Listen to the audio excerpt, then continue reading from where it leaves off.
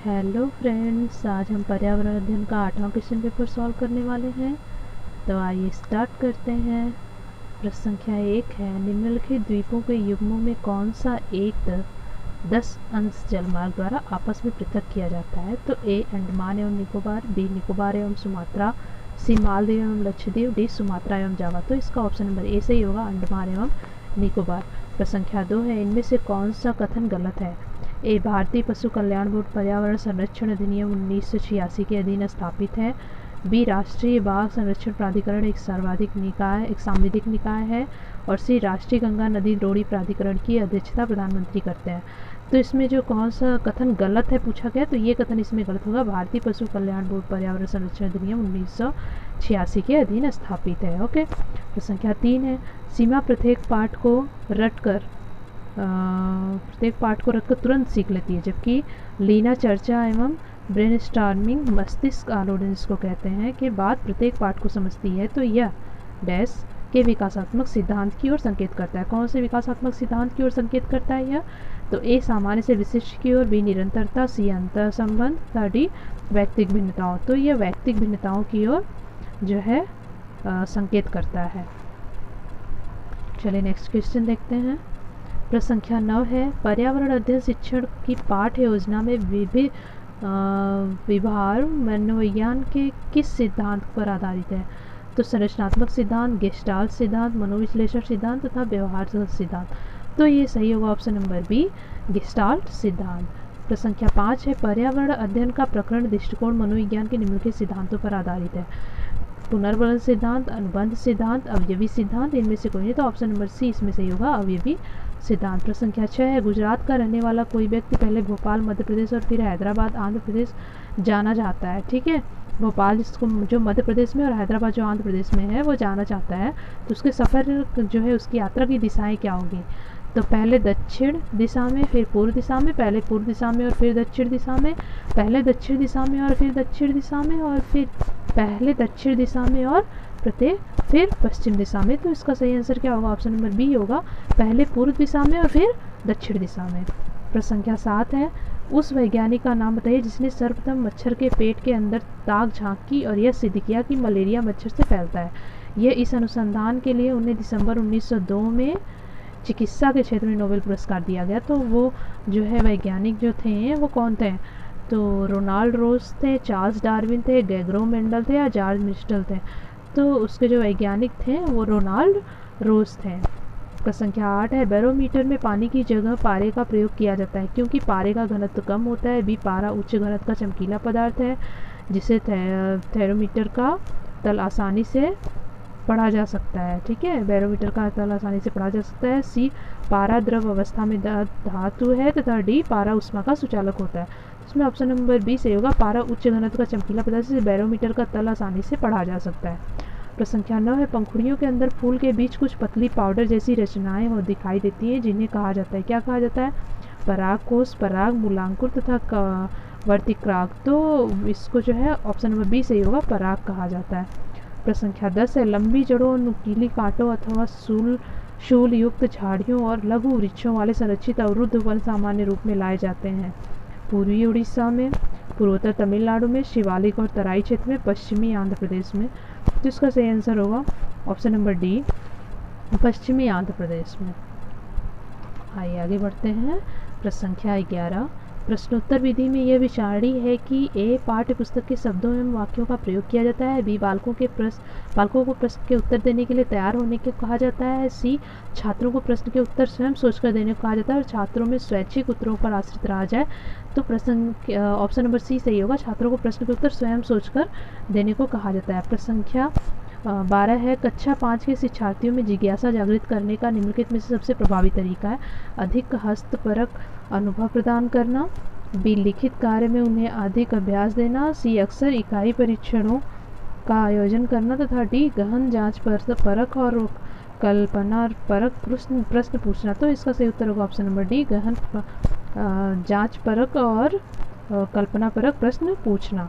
संख्या 13 है पाठ्य सहगामी क्रियाओं का प्रमुख उद्देश्य होता है ए विद्यार्थियों के विद्यालय छोड़ने से बचाना, विद्यार्थियों को उन्नतशील विद्यालय वातावरण प्रदान करना, विद्यार्थियों को अनुशासनहीनता की समस्याओं का निदान करना तथा विद्यार्थियों के विकास को संवर्धित करना। तो इसका ऑप्शन नंबर डी सही होगा, विद्यार्थियों के विकास को संवर्धित करना। चलिए हम आगे बढ़ते हैं। प्रश्न संख्या 14 के साथ प्रभुत्ववादी शिक्षण नीतियाँ अधोलिखित में से किस पर केंद्रित है? तो शिक्षक छात्र और इनमें से कोई नहीं, तो शिक्षक पर केंद्रित है। प्रश्न संख्या 15 है छात्रों की पर्यावरण अध्ययन में अधिगम संबंधी समस्या का ज्ञान निम्नलिखित परीक्षण में किससे होता है? तो इकाई परीक्षण से, निदानात्मक परीक्षण, निबंधात्मक परीक्षण, वस्तुनिष्ठ परीक्षण। तो निदानात्मक परीक्षण से होता है। प्रश्न संख्या 16 है पारितंत्र की कौन सी एक विशेषता सही नहीं है? तो पारितंत्र प्राकृतिक एवं सांस्कृतिक संसाधन तंत्र है, पारितंत्र खुला तंत्र होता है, पारितंत्र गत्यात्मक होता है, पारितंत्र में अनुक्रमिक परिवर्तन होता है। तो इसमें जो है जो विशेषता सही नहीं है वह है पारितंत्र प्राकृतिक एवं सांस्कृतिक संसाधन होता है। प्रश्न संख्या 17 है खाद्य पदार्थों में अधिक मात्रा में नमक और चीनी उबालकर उन्हें लंबे समय तक परिलक्षित किया जा सकता है। ऐसा क्यों? इसलिए क्योंकि अधिक नमक और चीनी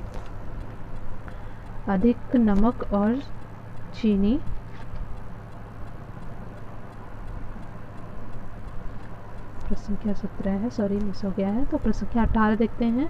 कुछ वर्ष पहले गिद्ध भारतीय देहातों में आम तौर पर दिखाई देते थे किंतु आजकल कभी कभी ही नजर आते हैं।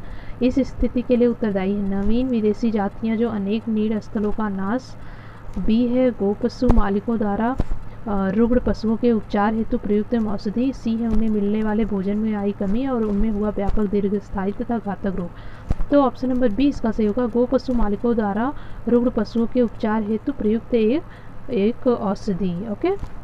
प्रश्न संख्या 19 है राष्ट्रीय जैव विविधता प्राधिकरण एनबीए भारत में कृषि संरक्षण में किस प्रकार सहायक नहीं है? तो ए है एनबीए जैव चोरी को रोकता है तथा देसी और परंपरागत आनुवंशिक संसाधनों का संरक्षण करता है, बी है एनबीए कृषि पादपों के आनुवंशिक संशोधन पर चल रहे वैज्ञानिक अनुसंधान के प्रत्यक्षता मॉनिटर करता है और इसका निरीक्षण करता है, और सी है एनबीए के अनुशंसा के बिना आनुवंशिक जैविक संसाधनों संबंधित बौद्धिक संपदा अधिकार हेतु आवेदन नहीं किया जा सकता। तो इसका ऑप्शन नंबर बी सही होगा, एनबीए कृषि पादपों के आनुवंशिक संशोधन पर चल रहे वैज्ञानिक अनुसंधान को प्रत्यक्षता मॉनिटर करता है और इसका निरीक्षण करता है। प्रश्न संख्या 20 है निम्न में से कौन से भौगोलिक क्षेत्र में जैव विविधता के लिए संकट नहीं हो सकते? तो वैश्विक तापन, आवास का विखंडन, विदेशी जाति का संक्रमण तथा शाकाहार को प्रोत्साहन। तो इसका ऑप्शन नंबर डी सही होगा, शाकाहार को प्रोत्साहन। प्रश्न संख्या 21 है विटामिन शब्द किसने दिया? मेंडल ने, लुई पास्चर ने, फंक ने तथा सिंक्लेयर ने। तो फंक ने दिया है। प्रश्न संख्या 22 है रिकेटस प्राय होता है बच्चों को, किशोरों को, युवाओं को, प्रणों को। तो ये बच्चों को होता है। प्रश्न संख्या 23 है पर्यावरण अध्ययन शिक्षण के लिए शिक्षक अधिगम सामग्री में निम्नलिखित में से साधनों में से दृश्य साधन के रूप में शामिल नहीं कर सकता? रेखा चित्र, रेडियो, श्यामपट और मुखचित्र। तो रेडियो को शामिल नहीं कर सकता। प्रश्न संख्या 24 है पर्यावरण अध्ययन के उत्तम शिक्षक का निर्माण मुख्यतः किसके द्वारा होता है?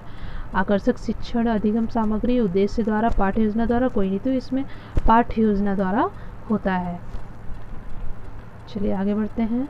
प्रश्न संख्या 25 है पर्यावरण अध्ययन शिक्षण में प्रयोग में लाई जाने वाली फ्रोबेल की किंडरगार्टन पद्धति शिक्षण के किस आधारभूत सिद्धांत पर आधारित है? रुचि का सिद्धांत, क्रियाशीलता, क्रीड़ा का सिद्धांत तथा निश्चित उद्देश्य का सिद्धांत। क्रियाशीलता जो स्वयं करके सीखने की होती है उसे क्रियाशीलता को कहते हैं। तो ऑप्शन नंबर बी इसका सही आंसर होगा।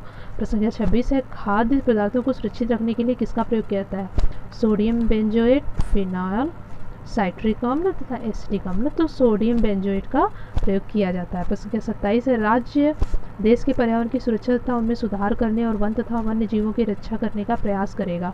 किस संविधान संशोधन के अनुसार ऐसा कहा गया है? तो 1973 संविधान संशोधन, 1975 संविधान संशोधन, 1976 संविधान संशोधन और 1977 संविधान। तो 1976 संविधान संशोधन के द्वारा यह कहा गया है। प्रश्न संख्या 28 है रेत और नमक के मिश्रण को पृथक करने के लिए प्रक्रियाओं के निम्नलिखित 4 क्रमों में से किसका उपयोग किया जाना चाहिए? तो ए है निस्पंदन, निस्तारण, वाष्पन और साधन, वाष्पन और साधन, निस्तारण, निस्पंदन, विस्तारण और साधन, वाष्पन, निस्पंदन तथा डी है अवसाधन, निस्तारण, निस्पंदन तथा वाष्पन। तो इसमें ऑप्शन नंबर ए सही होगा। पहले निस्पंदन होता है, फिर निस्तारण होता है, फिर वाष्पन होता है, फिर अवसाधन होता है। प्रश्न संख्या 29 है, रुधिर की जांच द्वारा किसकी उपस्थिति में मलेरिया की पहचान होती है? ए है लाल रुधिर कोशिकाओं में मच्छर के अंडे, बी लाल रुधिर कोशिकाओं में मलेरिया परजीवी, सी रुधिर में क्षतिग्रस्त यकृत कोशिकाएं तथा डी है रुधिर में मच्छर के तल लार्वे। तो ऑप्शन नंबर सी से होगा रुधिर में क्षतिग्रस्त यकृत कोशिकाएं। तो संख्या 30 है, कक्षा 1 से 5 तक पर्यावरण अध्ययन में NCERT द्वारा कितने भागों में बांटा गया है? तो 3, 4, 2, 5। तो उसको 2 भागों में बांटा गया है।